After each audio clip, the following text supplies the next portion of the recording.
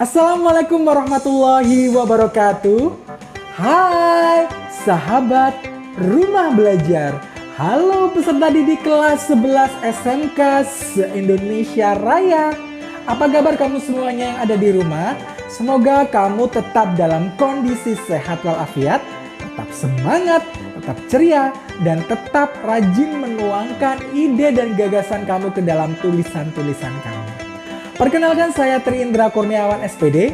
Saya adalah pendidik mata pelajaran Bahasa Indonesia SMK Negeri 2 Lumajang, Jawa Timur.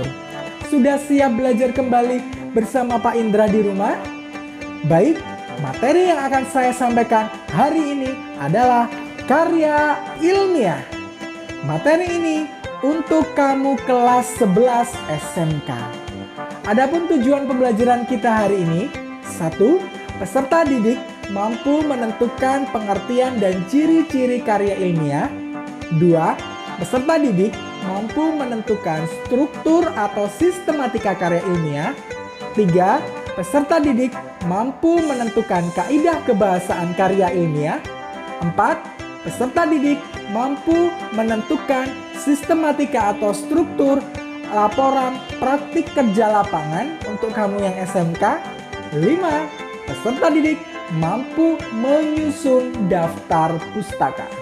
Baik, sebelum Pak Indra kupas lebih lanjut apa itu karya ilmiah, seperti biasa kita ada sesuatu stimulus buat kalian ya. Pak Indra punya yang ini. Oke, dan punya yang lebih tebal tentunya. Oke, yang satu ini adalah laporan praktik kerja lapangan yang disusun oleh anak SMK. Satunya Pak Indra punya skripsi. Yang ini yang disusun oleh anak mahasiswa S1. Nah, apa bedanya? Bedanya tentu jelas ya. Yang ini anak SMK, yang ini anak S1. Iya, dua-duanya ini merupakan karya ilmiah menurut kalian? Yang di rumah? Ya, laporan PKL dan skripsi adalah karya ilmiah. Kenapa kok bisa disebut karya ilmiah?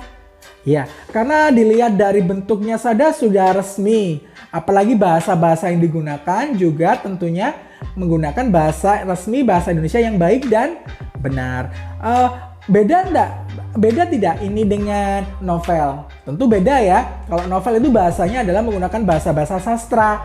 Sedangkan laporan dan skripsi menggunakan bahasa yang resmi.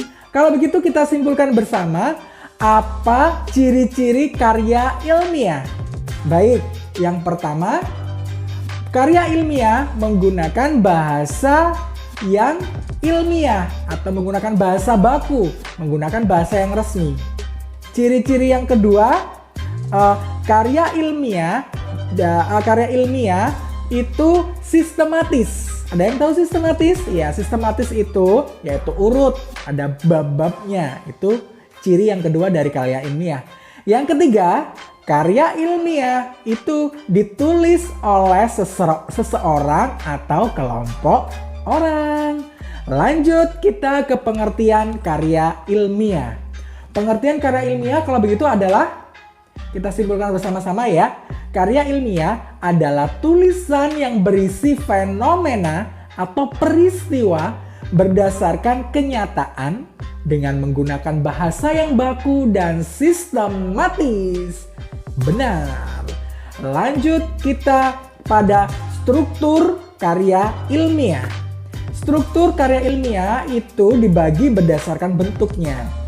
Bentuk karya ilmiah sendiri ada 3. Yang pertama bentuk populer, yang kedua bentuk semi formal, yang ketiga bentuk formal. Sekarang kita bahas satu persatu ya. Yang pertama yaitu bentuk populer. Bentuk populer ini struktur atau sistematikanya adalah mana suka atau bebas ya. Atau bebas. Contohnya artikel-artikel ilmiah populer yang ada di koran maupun majalah. Yang kedua yaitu bentuk semi formal. Bentuk semi formal ini sering digunakan pada laporan dan makalah. Nah, struktur atau sistematika karya ilmiah yang bentuk semi formal 1. Halaman judul. 2. Kata pengantar. 3. Daftar isi. 4. Pendahuluan. 5. Pembahasan. 6. Penutup. Kemudian 7. Daftar pustaka. Itu struktur karya ilmiah yang bentuk semi formal. Sekarang kita bahas struktur karya ilmiah yang bentuknya formal. Nah, struktur karya ilmiah yang bentuknya formal itu terdapat pada skripsi untuk mahasiswa S1, kemudian tesis untuk mahasiswa S2, dan disertasi untuk mahasiswa S3. Kalau begitu, kita bedah struktur yang ada di karya ilmiah yang bentuknya formal. Struktur yang pertama adalah judul. Struktur yang kedua, halaman pengesahan. Struktur yang ketiga, kata pengantar. Struktur yang keempat, abstrak. Struktur yang kelima, daftar isi. Struktur yang keenam, pendahuluan. Struktur yang ketujuh, kajian teori. Struktur yang kedelapan, metode penelitian. Struktur yang kesembilan, pembahasan hasil penelitian. Struktur yang ke-10, penutup yang terdiri atas kesimpulan dan saran. Kemudian struktur yang ke-11 ada daftar pustaka. Struktur yang ke-12 lampiran-lampiran. Yang terakhir yaitu riwayat hidup atau biodata dari penulis atau pengarang. Baik, yang dipelajari di SMK lebih menekankan karya ilmiah berbentuk semi formal. Nah, kita lanjutkan. Berikutnya kita membahas kaidah kebahasaan dari karya ilmiah. Kaidah kebahasaan karya ilmiah ada dua yang dibahas. Satu, yaitu kata ganti umum. Kata ganti umum itu menggunakan kata ganti penulis atau pengarang. Jadi dalam karya ilmiah, kamu tidak boleh menggunakan kata ganti orang seperti saya, kami. Nah, gantilah dengan kata ganti yaitu penulis atau pengarang.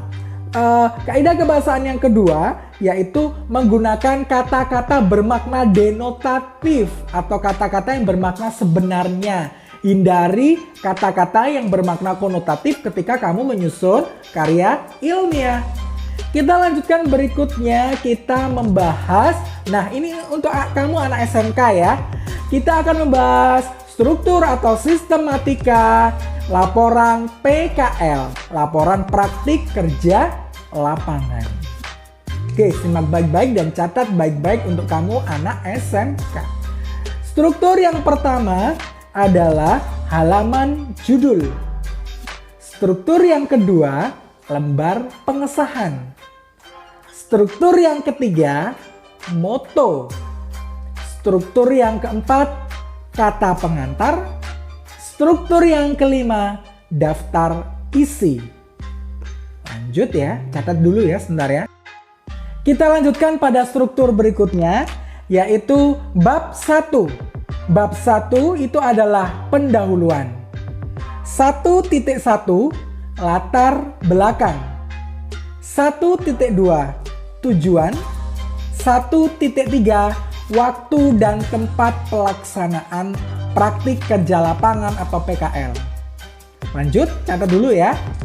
Kita lanjut berikutnya, bab 2. Bab 2 adalah profil perusahaan atau industri. 2.1 sejarah berdirinya perusahaan atau industri.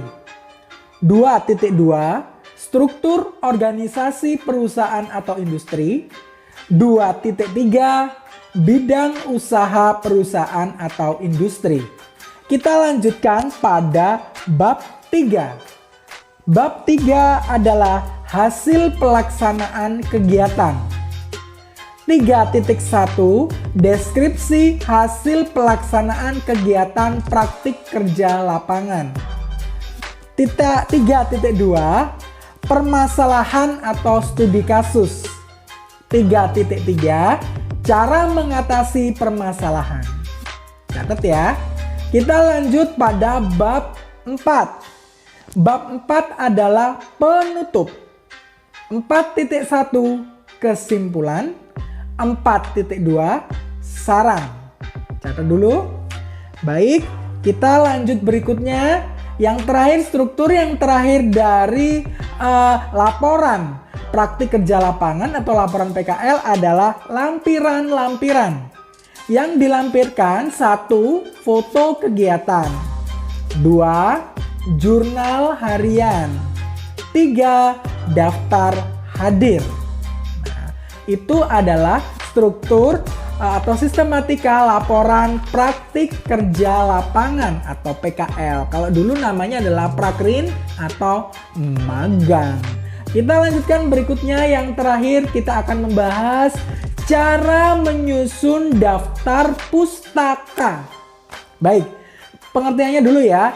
Daftar pustaka adalah sekumpulan buku atau referensi yang digunakan sebagai rujukan ketika menyusun suatu karya ilmiah. Nah, untuk urut-urutan dari daftar pustaka, yang pertama yaitu nama pengarang. Yang kedua, tahun. Yang ketiga, judul. Yang keempat, kota. Yang kelima, penerbit. Untuk nama pengarang itu dibalik, kemudian pemisah antar bagian itu menggunakan tanda titik, kecuali kota ke penerbit menggunakan tanda titik 2. Kemudian judul buku harus di efek miring atau digaris bawahi. Kita praktekkan ya. Pak Indra punya judul buku, punya buku namanya 5 menit saja. Pengarangnya John Rinaldi, penerbitnya adalah Diva Pers, kemudian kota terbitnya adalah Yogyakarta, tahun terbitnya tahun 2013. Bagaimana cara penulisan daftar pustakanya? Ya, daftar pustakanya berarti pengarang dulu ya. Pengarangnya dibalik. John Rinaldi menjadi Rinaldi, John, kemudian titik, tahun 2013. Titik, judul bukunya 5 menit saja. Kemudian titik, kotanya Yogyakarta. Titik 2, penerbitnya Diva Press. Tuntas sudah pembelajaran kita hari ini tentang karya ilmiah. Semoga bermanfaat buat kalian semuanya.